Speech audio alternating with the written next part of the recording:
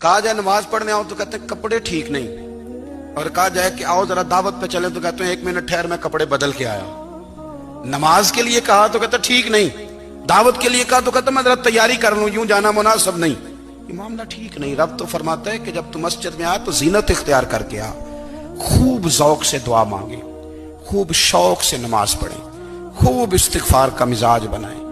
آپ لوگوں کے بیچ رہ کے سکھ حاصل کرنا چاہتے ہیں، لیکن آپ کو پتہ ہے کئی مہینے غار حرا میں رہنا بھی مدینے والے محبوب کا طریقہ ہے۔ مسجد نبوی کے اندر دروازہ کھلتا تھا نبی کریم کا، پر گھر کے اندر نفل پڑے نبی پاک، اور حضور فرماتے ہیں کچھ نفل نماز گھر میں بھی پڑھا کرو، گھر کو قبرستان نہ بناؤ۔ ہمارا گھر اللہ کے ذکر سے آباد ہوگا۔ میں جب سنت پڑھنے کے لیے گھر میں کھڑا ہوتا ہوں تو میرا جو 2.5-3 سال کا بیٹا ہے نا، وہ بھی میرے ساتھ نماز پڑھنی شروع کر دو۔ اسے پتہ کوئی نہیں نماز کیا ہوتی ہے، لیکن وہ بھی نا سجدہ نہ بھی کرنا ہے تو ساتھ لیٹ ضرور جاتا ہے۔ پتہ چلا بچے لیکچر دینے سے نماز نہیں پڑھتے، نماز شروع کر دیں تو بچے بھی شروع کر دیتے ہیں۔ ہم جب پریشان ہوتے ہیں تو لیکچر دیتے ہیں، تو لیکچر تو باہر شاید چل جائے، گھر میں کیسے چلے گا؟ گھر میں تو عمل چلے گا۔